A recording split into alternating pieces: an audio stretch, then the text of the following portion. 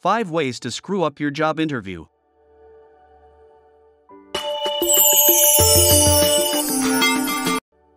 Do not say these 5 things to the interviewer. There are some things you should never say in a job interview. Do not bring them up, mention them, or even think about telling them. Here are 5 examples. If you do this, it is almost a sure way to get disqualified from the process. Number 1. Do not speak badly about your company. Don't talk badly about other people. Please do not say that you did not enjoy working there, no matter how it comes up. Well, maybe you didn't like working there. Perhaps you didn't like your boss. But when they ask you questions, did you like working there? Did you enjoy your employer? Yes, you're right. Yes, I did. I enjoyed working for my boss. I enjoyed meeting the people. I enjoyed the company. I enjoyed the culture. They were a wonderful group. It's a shame that I have to go. I'm sorry, but I'm moving on to find better opportunities. I am looking for more responsibility in my work. I want to find a job where I can have more responsibility. But do not say that you did not like working there or that there is anything wrong with the company. If you don't like your job or your boss, it won't be long until you start to dislike them. You'll find reasons not to like them, and it will make your job harder. People often don't like their job if they don't like where they work. It usually doesn't take them long to feel this way. That's just the way it is. That's human nature. You don't want to answer that question in an interview. It doesn't matter how you say it or if they ask you, you should not answer it.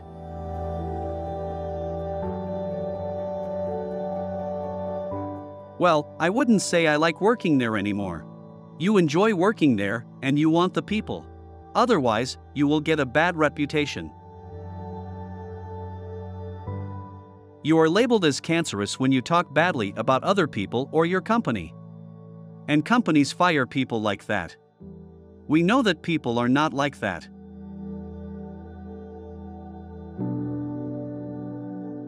Do you know why? We can tell you are not like that because you are here today and want to learn. People who are trying to improve themselves are not the wrong type of people.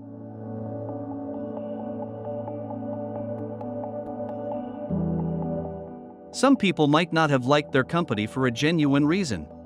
Do not mention that you are looking for another job in your interview.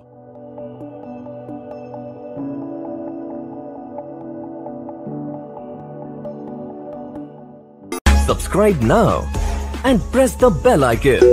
Never miss an update. Number 2. Many candidates go into an interview and are desperate to get the job. They might say they are willing to do anything to get the job.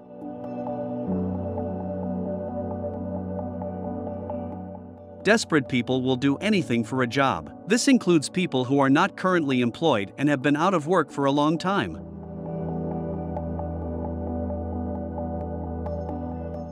However, if you go into a job interview and say, "You know what?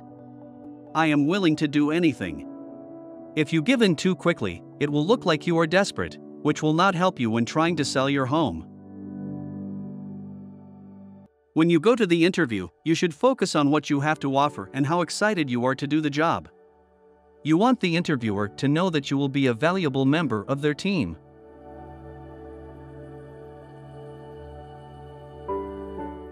You should not agree to anything without knowing what it is first.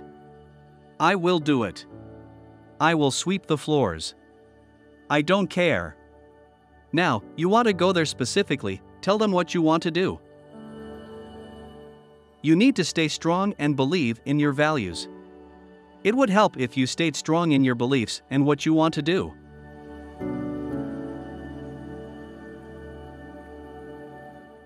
If you get a job you don't want, you won't be happy doing it for very long. We promise you. Employers understand this. They know that if you go in there and say, "I'll take whatever you've got," 2 or 3 months later, you'd be unhappy with what you got. This isn't easy. "We don't want to do this anymore, and you're going to leave." And you will leave them feeling disappointed. And then they wasted a lot of time interviewing you, and now they have to interview someone else. It also costs them money to deal with you. Do not say you will take any job when you go to an interview. It may just communicate desperation. Number 3. Some interviewers will ask you to tell them about yourself. They want to know what your strengths are. You can also tell them what you're good at. Do not tell them that you are a self-starter, or that you are a quick learner, or that you are results-oriented. Now, you want to say how you can do those things. You want to put it in context. If this is a management position, you shouldn't say, "I'm a great leader." You want to talk about how you have helped people.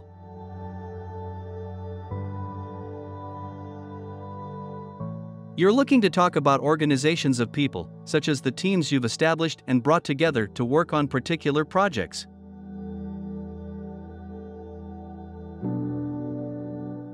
You can talk about your experience of selling a home. You should not just say that you are results-oriented. You want to talk about your projects. You completed them on time and under budget. Talk about the details. If you are goal-oriented and have strong leadership skills, they will come out when you are talking. Does that sound reasonable to you? So, don't go in there and say you're a results-oriented leader. People like to buy things from people they know and trust. You can show them that you are an excellent results-oriented leader by telling them about times when you have done well in the past.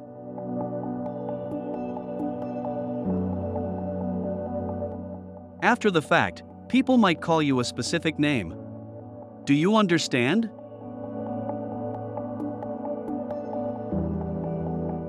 When you are giving a presentation, be sure to tell them what you did, not what you would do.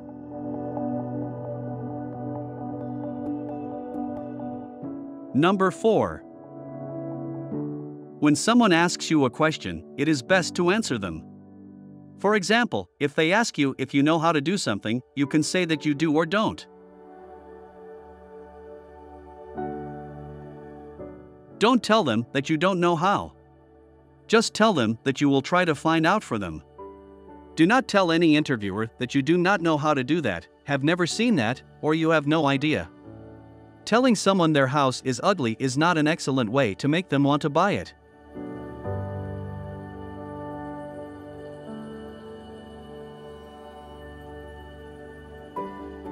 But there are some things you should say. Let me think about that for a moment, and then you can think about it. You can connect your project to something similar that you have done before. So you think that, "I haven't done that exact thing, but I have done something similar."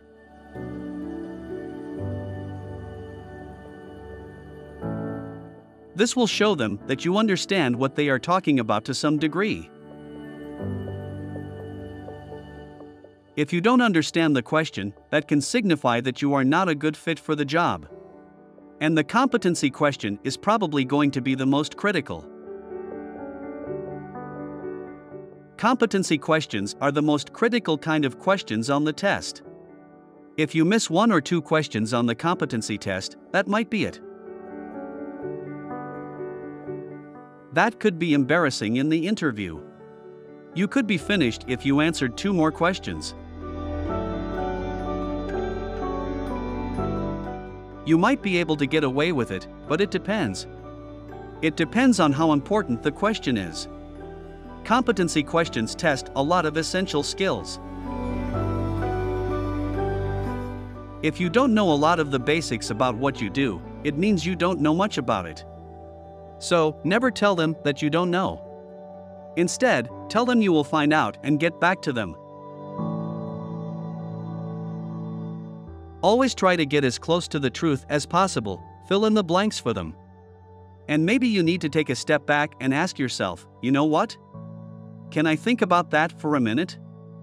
I'll return to you, and we can talk more about it. They're going to say, yes.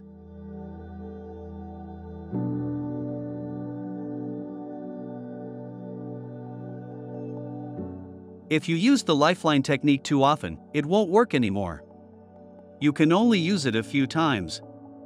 It would help if you thought about how your experiences connect to what they are discussing. We know you can do it. Number 5. When you go into the interview, could you not ask them what their company does? That is the worst thing you can do.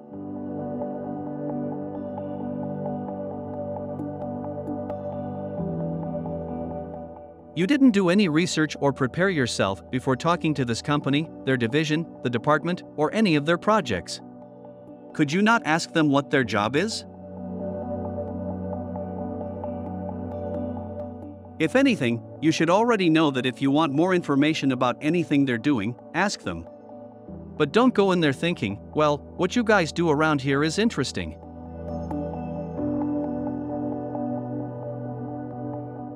I am thinking about doing that. That is the worst thing you can say. That shows that you are not interested in this company or what they are doing. It looks like you did not prepare for the interview. You didn't spend time learning about this firm or the role before accepting it. It simply states that you showed up and might want the position.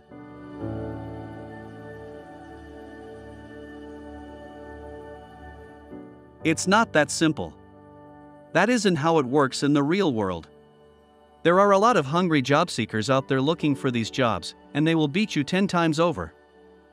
They'll be far better than you. They'll be on their game. They will discuss their experiences and how they relate to the job. People will know what that company does. They'll have looked it up, and you can as well because they're going to know. They'll have Googled it. So, before your following job interview, spend a few minutes researching the company. Gather as much data as you can so that you may ask questions about this job, the company, and whether or not it's somewhere you want to work.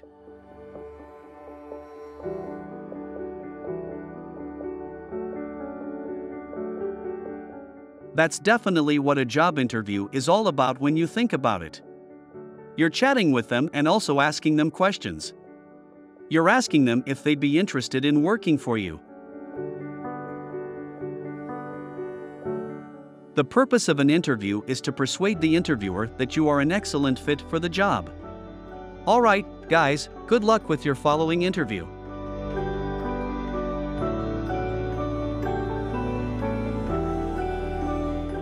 Thank you for watching.